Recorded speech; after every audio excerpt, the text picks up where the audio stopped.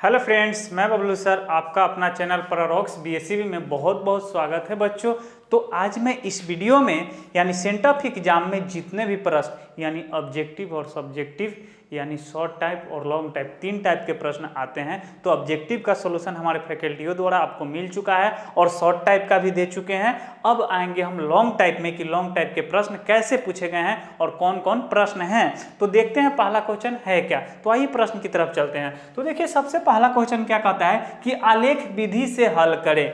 आलेख विधि से हल करें, आपको समीकरण दे रखा है क्या कि 3x प्लस वाई माइनस 6 बराबर 0 comma 2x minus 3y minus 12 equal to 0। तो ध्यान दीजिएगा इस समीकरण को बनाएंगे कैसे। तो सबसे पहले इस समीकरण को मैंने क्या किया, इस समीकरण को कि x plus 3y equal to 6 यानी यहाँ माइनस में था तो प्लस में चला गया, इसको समीकरण 1 मान लिए। और समीकरण 1 मानने के बाद हमने क्या किया कि अगर x बराबर 0 रखा तो इस समीकरण में हमें y बराबर कितना प्राप्त हुआ 2। उसी को मैंने टेबल में सजाया कि x और y, x बराबर जब 0 रखा तो y बराबर मेरा 3 आया, यही हम टेबल में लिखे हैं। फिर देखिए जब दूसरे बार में मैंने y बराबर 0 लिया तो x बराबर कितना आया 6, इसी बात को लिखे कि x बराबर 6 तो y बराबर 0। फिर देखिए नेक्स्ट समीकरण क्या है कि 2x माइनस 3y यानी 2x minus 3y equal to 12 यानी 12 बराबर, यानी ये समीकरण क्या हुआ 2 हुआ। इसी प्रकार मैंने इसमें भी क्या किया कि x बराबर 0 रखा तो y बराबर -4 आया और x बराबर जब 6 रखा तो y बराबर मेरा क्या आया 0 आया। तो ध्यान दीजिए यहाँ है क्या, तो इसी बात को मैंने x के टेबल में रखा क्या कि x बराबर 0 तो y बराबर -4 और फिर x बराबर 6 तो y बराबर 0। इसी प्रकार इसको ग्राफ में दर्शाया देते हैं। आलेख का मतलब क्या कि ग्राफ, यानी ग्राफ में दर्शाना। तो मैंने सबसे पहले एक्सिस बनाया, x एक्सिस और y एक्सिस। तो पहले का क्या कहा कि पहला नियमक हमारा क्या आया था कि x बराबर 0 रखे थे तो y बराबर 2 यानी x पर 0 तो कहाँ आएगा मूल बिंदु पर, यानी x पे 0 y पे 2 तो यहाँ लिए बिंदु। दूसरा क्या कहा कि x बराबर 6 तो y बराबर 0 यानी y बराबर जब 0 यहाँ था तो x बराबर कितना था 6, इसी बिंदु को मैंने लिखा यहाँ और यहाँ से यहाँ क्या किया कि मिला दिया, यहाँ से यहाँ मिला दिया। अब देखिए हुआ क्या, फिर दूसरा में देखे क्या, ध्यान दीजिएगा दूसरा में देखे कि x बराबर 0 तो x बराबर 0 ध्यान दीजिएगा तो y बराबर -4 यानी यहाँ मेरा आया बिंदु, कहाँ आया बिंदु मेरा यहाँ आया। जब यहाँ आया तो फिर यहाँ से दूसरा क्या कहा कि x बराबर 6 तो y बराबर 0 यानी x बराबर 6 तो y बराबर 0 तो x बराबर कितना 6। अब क्या हुआ कि दोनों पॉइंट एक ही पे है यानी समपाती हो गया। यहाँ से जब मिलाएं तो ये समपाती इस पे यानी बिंदु यहाँ कहाँ कटा 6 पे यानी दोनों। तो यहाँ आया क्या हमारा कि इसी प्रकार लिखे कि x बराबर 6 तथा y बराबर क्या आया मेरा 0। यही आपका ग्राफी विधि से सॉल्यूशन हुआ। तो ग्राफी विधि से सॉल्यूशन देखिए, इसका पूरा के पूरा थ्योरी आपको ऐप में अवेलेबल है, वहाँ देखिए। मेरा मेन मोटो था यहाँ आपका प्रश्न कैसे आया था, कैसे सोल्व किए हैं वो तरीका सिर्फ देखिए ताकि आपका बेस्ट तरीका होना चाहिए। तो चलिए आगे बढ़ते हैं नेक्स्ट क्वेश्चन की तरफ कि नेक्स्ट क्वेश्चन कहता क्या है।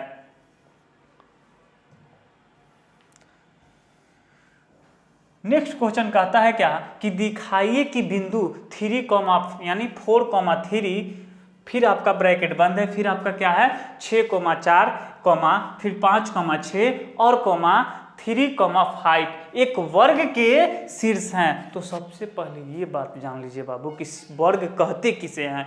तो वर्ग की चारों भुजा क्या होती है बराबर होती है तथा दोनों विकर्ण, यानी तो विकर्ण कहते किसे हैं तो ये विकर्ण होता है, यानी ए को जब सी से मिलाते हैं तो ये विकर्ण होता है, बी को डी से मिलाते हैं तो ये दो विकर्ण होता है। अगर चारों भुजा आपस में बराबर हो तथा दोनों विकर्ण आपस में बराबर हो तो ये बिंदु क्या होंगे वर्ग के शीर्ष होंगे। तो सबसे पहले दोनों बिंदु के यानी आपस में दोनों बिंदु के बीच की दूरी निकालेंगे। तो एक को समझाएंगे, ध्यान दीजिएगा बिंदु ए बी की बीच की दूरी को मैंने निकाला तो बिंदु ए बी की बीच की दूरी, तो बीच की दूरी की फॉर्मूला होता है कि x2 माइनस x1 का होल स्क्वायर यानी root under x2 minus x1 का whole square plus y2 minus y1 का होल स्क्वायर। यहाँ ये भी कर सकते हैं कि y2 में से भी y1 को घटा सकते हैं या x2 में से भी यानी x1 में से भी x2 को घटा सकते हैं। यहाँ सभी के रिजल्ट क्या आएंगे, सेम आएंगे, क्योंकि स्क्वायर से माइनस भी होता है तो प्लस में आएगा, प्लस है तो ऑलरेडी प्लस रहेगा ही। तो उस प्रकार निकाले तो मेरा क्या आया कि ए बी का बीच की दूरी √5, यहाँ ध्यान दीजिएगा ये आपका √5 है, √5 है। उसी प्रकार बी सी भी √5 आया, उसी प्रकार यानी फिर आपका ये DC भी √5 आया और AD भी, यानी चारों भुजा तो बराबर हो गए। फिर विकर्ण निकाला कि विकर्ण AC के बीच की दूरी, तो इसका भी बीच की दूरी निकाला तो मेरा √10 आया। फिर विकर्ण BD निकाले, यानी BD जो निकाले, ध्यान दीजिएगा विकर्ण जो BD निकाले तो वो भी हमारा ये आया कितना, तो √10, यानी √10। तो चूंकि हमारा क्या आ गया कि AB बराबर BC बराबर DC बराबर AD, ये क्या है, भुजाएं हैं, तथा विकर्ण AC बराबर क्या है, BD है। अतः कह सकते हैं कि जो भी शीर्ष दिया गया है वो हमारे वर्ग के शीर्ष है, अतः ये हमारे वर्ग के शीर्ष हैं, यही हमारा क्या हुआ, आंसर हुआ। तो इसका विस्तार ऑलरेडी मैं बता चुका हूँ कि हमारे ऐप पे अवेलेबल है, वहाँ देख सकते हैं थ्योरी सेक्शन, आपका एक भी डाउट नहीं रहेगा। यहाँ मेन मोटो है सॉल्यूशन करके दिखा देना ताकि आप कैसे किए। चलिए आगे बढ़ते हैं।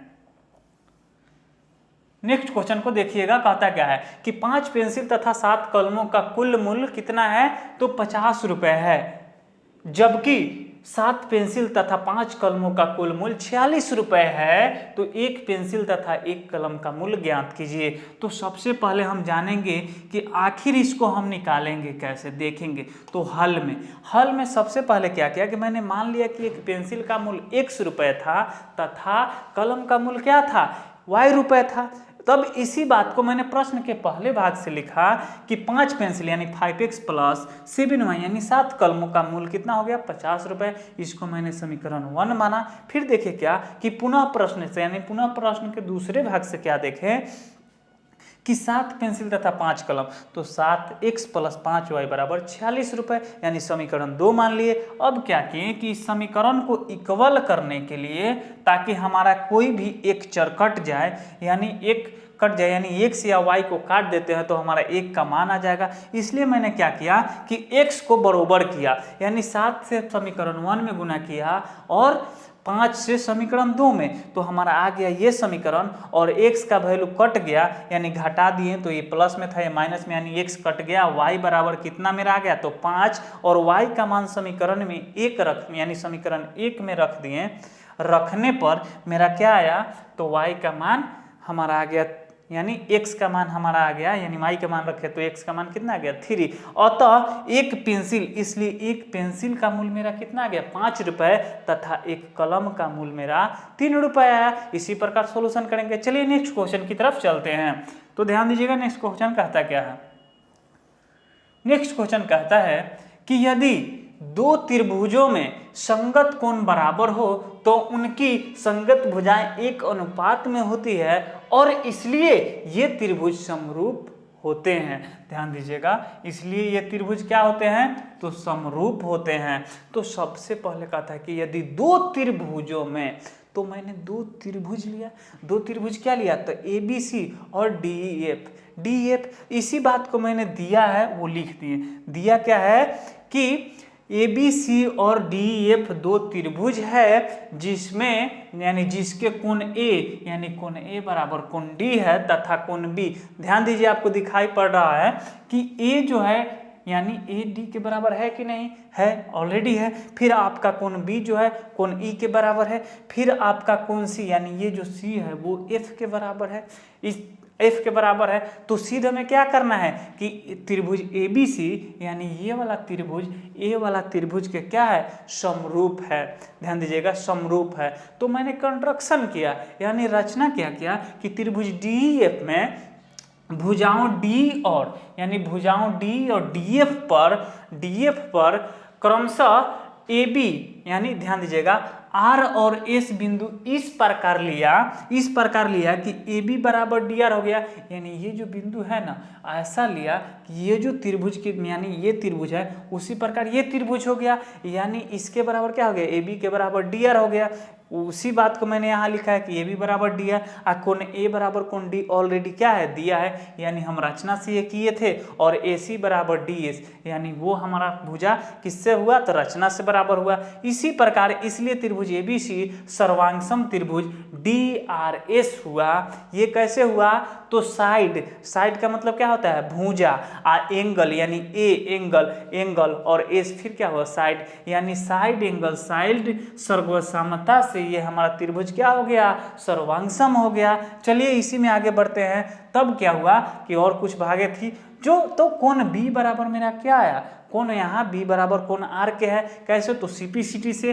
कोण सी जो है किसके बराबर है, तो कोण एस के ऑलरेडी क्या है, तो ये हमारा सीपीसीटी से है। और देखिए फिर हमारा कोण बी बराबर क्या आया, तो कोण बी बराबर मेरा, कोण बी बराबर मेरा कोण आर आया। कोण बी जो है किसके बराबर है, कोण आर के। अब देखिए हुआ क्या, कोण बी जो है आर के, या ध्यान दीजिएगा यहाँ होगा क्या,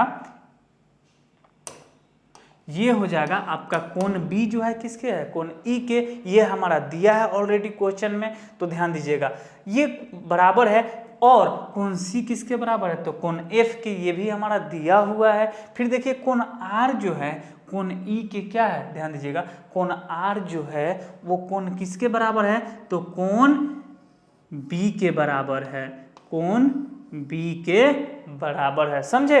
तो चलिए, और कोण एस जो है कोण एफ के बराबर है, यानी ध्यान दीजिएगा यहाँ कोण ए जो है, यानी कोण यहाँ आपका ये हो जाएगा आर और यहाँ हो जाएगा एफ, यानी ये जो कोण है, ये जो कोण है ध्यान दीजिए, ये जो कोण है इसके बराबर है और ये कोण जो है इसके बराबर है। तो हुआ क्या कि चूंकि यानी इसलिए पी क्यू समानांतर क्या है, ईएफ है। ईएफ है यदि दो रेखाओं को तिर्यक छेदी रेखा काटती है और संगत कोण बराबर हो तो रेखाएं क्या होती है, समानांतर होती है। रेखाएं समानांतर होती है तो ऑलरेडी हम जानते क्या है कि पाइथागोरस प्रमेय में त्रिभुज जो होता है वो डी आर, यानी ये त्रिभुज, यानी ये बराबर, यानी ए बटा, यानी डी आर बटा क्या होता है, डी ई इक्वल टू क्या होता है, डी एस बटा डी एफ। तो इसी बात को मैंने यहाँ लिखा, क्या ध्यान दीजिएगा कि डी आर बटा D E equal to D S by D F. कैसे, तो थेल्स प्रमेय से हम जानते हैं, इसीलिए ए बी बाई डी लिख सकते हैं, यानी ए बी किसके बराबर है, तो डी आर के बराबर है। तथा हम देखे हैं ऑलरेडी आगे, और फिर ए सी किसके बराबर है, तो डी एस के बराबर है, इसलिए ए सी बाई डी एफ। या देखिए अथवा हम लिख सकते हैं ए बी बाई डी या A C by D F या B C by E F. इसी प्रकार इसलिए त्रिभुज ए बी सी समरूप त्रिभुज डी एफ क्या हुआ, हमारा प्रूव हुआ। तो चलिए नेक्स्ट क्वेश्चन की तरफ चलते हैं कि नेक्स्ट क्वेश्चन कहता क्या है। तो ध्यान दीजिए नेक्स्ट क्वेश्चन कहता क्या है कि सिद्ध करे कि sine theta by 1 plus cos theta, sine theta by 1 plus cos theta plus 1 plus cos theta by sine theta equal to 2 cosec theta.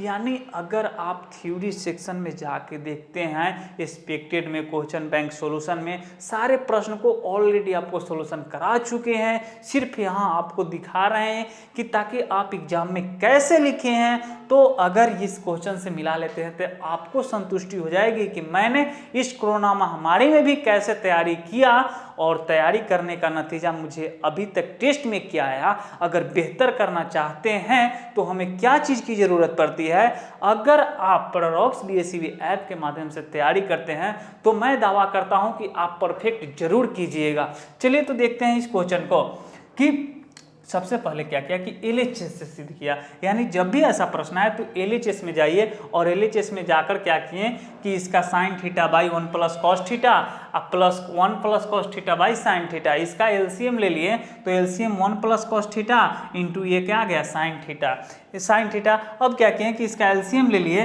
तो यहाँ हमारा आ गया यही, यानी यहाँ हमारा ये एलसीएम लिए तो यहाँ ऑलरेडी हमारा 1 प्लस कॉस थीटा से 1 प्लस कॉस थीटा कटा तो बचा क्या साइन थीटा। यानी साइन थीटा में क्या किए, साइन थीटा से गुना किए तो साइन स्क्वायर थीटा हो गया, फिर इसको लिए तो कॉस थीटा से यानी साइन थीटा कट गया तो 1 प्लस कॉस थीटा, इसका क्या हो जाएगा 1 प्लस कॉस थीटा का होल स्क्वायर कर दिए। इसी प्रकार sine square theta plus a plus b के होल स्क्वायर आप जानते हैं कि a square plus b square plus 2ab होता है। तो उसी फार्मूला पे मैंने ऑलरेडी इसको तोड़ दिए हैं। और तोड़ने के बाद क्या किए कि नीचे वाला जो था उसको ऐसे ही रखते गए, फिर हमारा आ गया इसको एक साथ कर दिए, साइन कॉस को एक साथ कर दिए। क्यों किए वो सारी चीज़ बताएंगे। तो sign square theta plus cos square theta, आप प्लस 1 को रहने दिए, प्लस 2 कॉस थीटा। अब इसको क्या किया, नीचे वाला को फिर सेम रहने दिए। अब हुआ क्या कि sine square theta plus cos square theta के बदले मैंने फिर 1 लिखा, चूंकि sine square theta plus cos square theta equal to क्या होता है 1 होता है, इसलिए 1 plus 1 plus 2 cos theta by नीचे वाला को सेम रहने दिए। अगर 1 1 को जोड़े तो 2 आया और 2 प्लस 2 कॉस थीटा, यानी यहाँ फिर बटा में क्या आया आपका, तो बटा में नीचे जैसे के तैसे रहने दिए। अब 2 कॉस थीटा में से 2 कॉमन ले लिए तो 1 प्लस कॉस थीटा और नीचे जैसे के तैसे। अब देखिए क्या कि नीचे वाला ये सेम है ऊपर सेम है, तो इसको हमने काट दिया, काटा तो क्या बचा, तो 2 इंटू 1 बाई साइन थीटा। हम ऑलरेडी जानते हैं कि 1 बाई साइन थीटा किसके बराबर होता है, तो कोसेक थीटा के बराबर होता है, इसलिए equal to 2 cosec theta equal to क्या है हमारा RHS, यानी RHS में यही प्रूव करना था। तो इसी बात को मैंने आपको लिख दिया है कि क्या हुआ, प्रूव्ड हो गया। चलिए नेक्स्ट क्वेश्चन की तरफ चलते हैं। तो नेक्स्ट क्वेश्चन कहता क्या है कि क्रमशः 6 सेंटीमीटर तथा 8 सेंटीमीटर तथा 10 सेंटीमीटर त्रिज्याओं वाले धातु के 3 ठोस गोले को पिघलाकर एक बड़ा ठोस गोला बनाया जाता है। इस परिणामी गोले की व्यास ज्ञात कीजिए। ध्यान दीजिए 3 प्रकार की त्रिज्या दी गई है, यानी 3 छोटे छोटे गोले की त्रिज्या दी गई है। इसी को मैंने फिगर में दर्शाया है। फिगर में क्या दर्शाया है कि ये आपका R1 है, ये आपका फिर ये त्रिज्या है, यहाँ से ये त्रिज्या है, फिर ये आपका थोड़ा बढ़ा यानी 8 हुआ तो हम इसको R2 मान लिए हैं, फिर ये थोड़ा बढ़ा तो इसको हम मान लिए हैं क्या, तो R3 मान लिए हैं, समझे। तो R3 मान लिए हैं, तब क्या हुआ, और पूरा जो बना उससे एक बड़ा गोला बना, यानी तीनों को जोड़ के एक गोला बना। इसी को मैंने 12 त्रिज्या यानी 12 गोला मान लिया, और 12 त्रिज्या यानी बड़े गोले की त्रिज्या को मैंने R मान लिया, यानी कैपिटल R मान लिया। इसी प्रकार मैंने R1 गोले की आयतन निकाला। ध्यान दीजिएगा यहाँ R1 गोले की आयतन निकाला, तो हम ऑलरेडी जानते हैं कि गोला का जो आयतन होता है वो 4/3 पाई R³ होता है। उसी बात को मैंने लिख दिया। फिर R2 निकाला, फिर R3 निकाला। R3 निकालने के बाद मैंने क्या किया कि बड़े गोले का आयतन निकाल लिया। अब बड़े गोले के आयतन निकालने के लिए क्या किए कि तीनों गोला जो छोटा छोटा था वो तीनों गोला से मिलके, यानी ये गोला ये गोला ये गोला, यानी इतनी से मिलके, यानी अतः यानी एक ही गोला कितना हो गया, बड़ा हो गया। तो इस बड़ा गोला में अगर इस तीनों गोला को जोड़ दिया जाए तो हमारा क्या आ जाएगा, एक बड़े गोला का आयतन आ जाएगा। तो उसी को हमने क्या किया कि ऐड किया तो क्या किया कि 4/3 प्लस 4/3 पाई R³ 4/3 पाई R³ प्लस 4/3 पाई R³ किया, तो 4/3 पाई को कॉमन ले लिया, R1 यानी R1³ R2³ R3³ को जोड़ दिया। तो जोड़ा कैसे, तो 4/3 पाई इंटू R1 का मान क्या दिया था, यानी छोटा त्रिज्या 6 दिया था, तो 6 का क्यूब किया, फिर दूसरा क्या दिया था, तो 8 का क्यूब किया, फिर आपको 10 का क्यूब किया।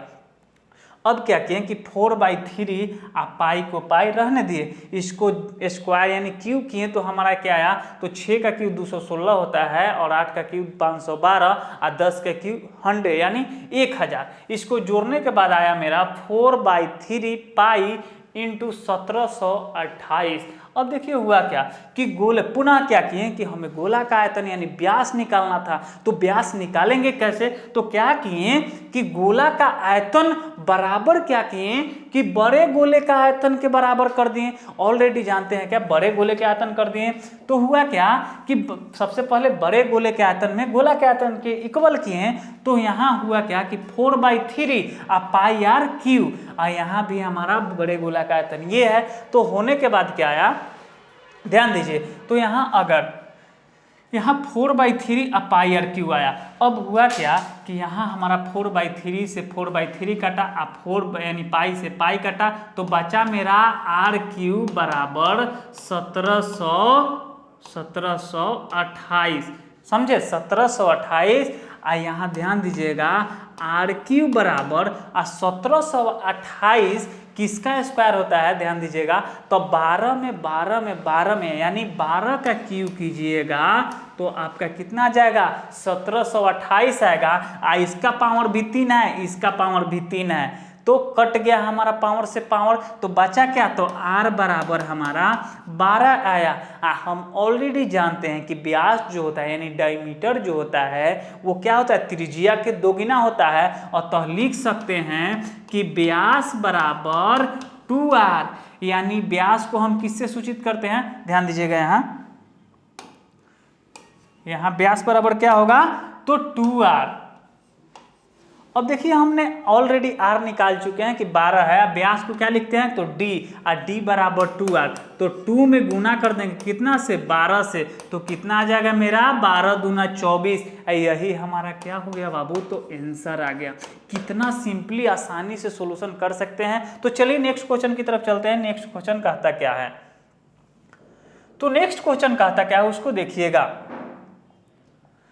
कि 14 मीटर ऊंचे भवन के शिखर से एक केबल टावर का शिखर का उन्नयन कोण, एक क्या है कि 14 मीटर ऊंचा क्या है, भवन है, अब भवन से एक केबल टावर का उन्नयन कोण 60 डिग्री है और इसके पाद का अवनमन कोण 45 डिग्री है। तो टावर की ऊंचाई पता है। तो सबसे पहले देखिए कि ये हमारा क्या है, टावर है, क्या है, केबल टावर है, और ये हमारा छत था, और केबल टावर के पाद बिंदु से यानी केबल टावर की चोटी से हमारा कितना डिग्री का कोण बन रहा था, तो 30 डिग्री का यानी 60 डिग्री का बन रहा था, तो 60 डिग्री किए। अब हुआ क्या कि बता रहा क्या है कि अवनमन कोण, तो ये केबल टावर के पाद से अवनमन कोण कितना, 45 डिग्री। तो हम ऑलरेडी जानते हैं, सारी चीज थ्योरी में कम यानी किए थे, यहाँ सिर्फ समझिए। तो अगर अवनमन कोण जो बनता है, जब कोई व्यक्ति नीचे से ऊपर की ओर देखता है तो मेरा क्या होता है, नीचे से कोई ऊपर की ओर देखता है, ध्यान दीजिएगा, नीचे से ऊपर की ओर तो मेरा उन्नयन बनता है, और ऊपर से नीचे की ओर देखता है तो अवनमन बनता है। यानी यहाँ से इसके पाद बिंदु का अवनमन कोण 45 डिग्री बनता था, तो ये का अंतर कोण समान होते हैं, तो इसलिए 45 हो गया। तो सबसे पहले हम अगर ये भाग यानी डी समानांतर क्या खींच दिया था, तो बी खींच दिया, और इस भाग से अगर ये भुजा से हमें ये निकाल ले, तो इसी प्रकार क्या किए कि ये फिगर देख लिए। फिगर देखने के बाद मैंने क्या किया कि माना कि केबल टावर की ऊंचाई क्या है, AC है, यानी पूरा ये हमारा क्या है, केबल टावर है। अगर अब AC निकालने के लिए क्या करेंगे, तो अगर BE हमें पता है, ध्यान दीजिए, BC पता है, क्यों, क्योंकि E के यानी ED के क्या बराबर है, तो BC यानी BC बराबर है, यानी D बोले या ED बोले या BC बोले या CB बोले, दोनों क्या होगा, सेम होगा। यानी ये बराबर है तो ये बराबर है, यानी ये 14 है तो ये भी 14 होगा। तो इसकी सहायता से अगर ये निकाल ले तो tan लगा दिए। सबसे पहले ध्यान दीजिएगा कि क्या किए कि त्रिभुज EDC में यानी EDC में क्या किए कि tan 45 लिया। tan 45 जानते हैं कि परपेंडिकुलर बाई क्या होता है, बेस, यानी जो लंब और आधार होगा वो tan में होता है। तो tan 45 में E यानी D बटा क्या कर दिए, तो DC, D का वैल्यू ऑलरेडी 14 दिया है, इसलिए DC बराबर क्या आ गया हमारा, DC बराबर 14 आ गया। यानी DC 14 तो BE 14 होगा कि नहीं होगा, बिल्कुल होगा। तो इसी प्रकार फिर अब क्या किया कि त्रिभुज ABE में गए, यानी त्रिभुज ABE में, त्रिभुज ABE में गए तो tan 60, और tan 60 परपेंडिकुलर बाई क्या होता है, बेस, तो AB है और यहाँ क्या हो गया, बेस क्या हो गया, तो B। तो इसी प्रकार यहाँ लिख दिए कि tan 60 का जो वैल्यू होता है वो हमारा 60 डिग्री होता है, और 60/1 यानी 1 किसी भी संख्या के नीचे छुपा रहता है, इसलिए 1 लगा दिए कि तिरछी इसको क्या करेंगे, मल्टीपल करेंगे यानी गुना करेंगे। तो गुना किए तो AB बराबर क्या है, 14√3। इसलिए AC बराबर हम अगर AB ऑलरेडी आपको बताए थे कि अगर AB और AB मुझे निकल जाए और AB निकल जाए, BC जोड़ देंगे तो मेरा AC आ जाएगा। तो उसी तरह हमने क्या किया कि AB बराबर यानी AC बराबर AB जोड़ BC किया, और इसको जोड़ा तो क्या है, 14√3 AB निकाले थे, अब प्लस 14 BC हमें ऑलरेडी मिल चुका था। अब क्या किए कि 14 कॉमन लिए तो √3 + 1 बचा, अतः केबल टावर की ऊंचाई हमारा क्या हो गया, AC बराबर 14 × √3 + 1 मीटर। यही हमारा क्या होगा, आंसर होगा। क्लियर। चलिए नेक्स्ट क्वेश्चन की तरफ चलते हैं कि है क्या। तो नेक्स्ट क्वेश्चन को देखिएगा नेक्स्ट क्वेश्चन बहुत ही मजेदार, यानी ये कंस्ट्रक्शन आपके मतलब बिल्कुल इंस्ट्रूमेंट बॉक्स की सहायता से बनती है। अगर इंस्ट्रूमेंट बॉक्स नहीं लगाते हैं तो आपको ये कंस्ट्रक्शन बिल्कुल नहीं बनने वाला है, और ये कंसेप्चुअल होता है, कंसेप्ट पे आधारित होता है। बिल्कुल इसमें थोड़ा सा माइंड लगाएंगे तो आप आसानी से कंस्ट्रक्शन बना सकते हैं। तो कहता क्या है कि 3 सेंटीमीटर त्रिज्या का एक वृत्त खींचिए। तो सबसे पहले हम चाप लेंगे, चाप में एक पेंसिल को 3 सेंटीमीटर पे उसकी क्या रखेंगे, दूरी रखेंगे, और वो हमारे स्केल पे मापेंगे कि 3 सेंटीमीटर है कि नहीं, और एक केंद्र मानकर उसको पूरे घुमाएंगे। यानी पूरे घुमाने के बाद जो हमारा सर्किल बनेगा वो हमारा कितना का बनेगा, तो 3 सेंटीमीटर का। तब कहता क्या है कि केंद्र से 7 मीटर की दूरी पर स्थित दो बिंदु ए और बी लीजिए। इन दोनों बिंदु ए और बी से वृत्त पर स्पर्श रेखा खींचिए। तो सबसे पहले हम ये जानेंगे बाबू कि आखिर स्पर्श रेखा होता क्या है। तो स्पर्श रेखा जब वृत्त के किसी एक बिंदु पर स्पर्श कर निकल जाती है उसे हम स्पर्श रेखा कहते हैं। हमेशा ध्यान रखिएगा कि वृत्त के एक ही बिंदु पर स्पर्श करना चाहिए, तो वो हमारा स्पर्श रेखा होगा। तो ध्यान दीजिए, यहाँ ऑलरेडी आपको फिगर से नहीं दिखाई दे रहा है, बट हम आपको सिखाएंगे कि कैसे देखिएगा, कैसे बनाइएगा अपने एग्जाम में। और ये आपके सेंटर एग्जाम में ऑलरेडी ये सारे प्रश्न आ चुके हैं, और मे भी चांसेस रहेंगे, मतलब हूबहू तो नहीं, बट आपके फाइनल ईयर में भी आएंगे। तो देखिए क्या होगा कि 10 सेंटीमीटर का सबसे पहले क्या किए कि हमने एक सर्कल बनाया। ध्यान दीजिए, सर्कल बनाया, इसको 3 सेंटीमीटर के चाप मानकर। अब 3 सेंटीमीटर को चाप मानकर तब कहता है कि केंद्र से 7 मीटर दूरी पर, यानी व्यास से सीधे लाइन पे। तो अगर ये केंद्र है, मान लीजिए यहाँ इसका केंद्र था, तो इस केंद्र से कहता है कि 7 सेंटीमीटर दूरी पे दो रेखा लीजिए, एगो इधर लीजिए और एगो इधर लीजिए। तो दोनों तरफ रेखा ले लिए, दोनों तरफ। ध्यान दीजिएगा, ये पूरा स्ट्रेट खींचा जाता है स्केल की सहायता से। बेगर स्केल की सहायता से आप नहीं बना सकते हैं कंस्ट्रक्शन, यानी इंस्ट्रूमेंट का हर एक सामान यहाँ यूज होता है। अब देखिए होता क्या है कि जब 7 सेंटीमीटर ले लिया गया तो चाप को 7 के आधा, यानी लगभग 7 से यानी 3.5 न करके, यानी 5 सेंटीमीटर कर दिया जाए। और यहाँ से और यहाँ से एक बार ऊपर इधर और एक बार इधर काटेंगे ऐसे, और फिर यहाँ से ऊपर और फिर इधर, और फिर इस केंद्र से यानी यहाँ से काटेंगे। और जो बीच वाला भाग जैसे देख रहे हैं ना, ये भाग, यानी पहले वहाँ से काटे तो ये कटा, यहाँ से काटे तो ये कटा, फिर यहाँ से काटे तो मेरा ये कटा, और फिर यहाँ से काटे तो ये कटा, और दोनों को मैंने क्या किया, डॉट डॉट से मिलाया। और जहाँ ये बिंदु कटा ना, यहाँ से फिर मैंने चाप से क्या किया, सर्किल बना दिया। फिर इसी प्रकार यहाँ भी क्या किया कि एक सर्किल बनाया। सबसे पहले यहाँ से हमने डिवाइड किया, यानी आधे से कुछ अधिक भाग को, चाप की लंबाई को बढ़ा देते हैं और दोनों तरफ कट करते हैं। तो यहाँ भी इसी प्रकार कट किए थे, ध्यान दीजिएगा, इसी प्रकार कट किए थे, और यहाँ से हम ऑलरेडी मिला दिए थे, और यहाँ से फिर यहाँ भी इसको चाप मानकर एक सर्किल बना दिए थे। समझे? अब देखिए हुआ क्या, जब ये सर्किल बन गया और ये भी सर्किल बन गया, बिल्कुल देखिएगा, जब ये भी सर्किल आपका बन गया तो अब जहां कटा ना, ध्यान दीजिएगा, यहां से और इस बिंदु पर, तो इस बिंदु को ए माने थे और इस बिंदु को बी माने थे, यानी इसको भी ए मान सकते हैं, इसको भी बी मान सकते हैं। क्लियर? अब देखिए हुआ क्या, अब इसको मैंने सबसे यहाँ जो बिंदु है इसको ध्यान दीजिएगा, ये आपका, ये भी आपका क्या है, सर्कल है। अब देखिए हुआ क्या, इसको मैंने ऑलरेडी ओ मान लिया, यानी वृत्त का केंद्र पहले था इसलिए इसको ओ मान लिया। अब हुआ क्या कि जहाँ ये कटा ना, वहाँ से स्केल रख के इस तरह मिला देंगे, इस तरह मिला देंगे। ध्यान दीजिए, यहाँ से ऐसे और यहाँ से भी ऐसे, यानी एक ही बिंदु पे कटना चाहिए, जैसे यहाँ से ऐसे और यहाँ से ऐसे। तो मिला दिए तो हमारा क्या हुआ कि ये स्पर्श रेखा आ गई। देख रहे हैं कि एक ही बिंदु पे स्पर्श कर रहा है, यानी अगर ये वृत्त है तो यहाँ एक बिंदु पे टच मतलब स्पर्श करना चाहिए, यानी ये अंदर नहीं जाना चाहिए, यानी दो बिंदु पे भी नहीं कटना चाहिए। सिर्फ कटना कहाँ चाहिए, तो एक बिंदु पे, यानी एक जगह स्पर्श करके निकल जाना चाहिए। तो तो ये देखिए क्या कि इसका भी नामकरण कर देते हैं। मान लीजिए ये है तो इसको P, इसको Q भी मान लीजिए, इसको R मान लीजिए, इसको S मान लीजिए, यानी किसी को कुछ भी मान सकते हैं। अपने अपने अपने जो भी है अल्फाबेट मान सकते हैं, यहाँ भी कुछ न कुछ मान लीजिए, यानी इसको जो मानना है। यहाँ आप इसको मान लीजिए C मान लीजिए, इसको मान लीजिए क्या, फिर आप इसको F मान लीजिए, और आपका यहाँ देखे क्या कि BS और BR स्पर्श रेखा आ गया। फिर बिंदु A पर एक यानी AQ और PQ स्पर्श रेखा हो गया। तो देखिए कि दोनों बिंदु पर दो दो स्पर्श, यानी एक वृत्त पे दो दो स्पर्श रेखा, इधर भी हुआ इधर भी हुआ, यानी स्पर्श रेखा देख लिए। अतः अगर इस लास्ट में लिखते हैं तो और बेस्ट होगा।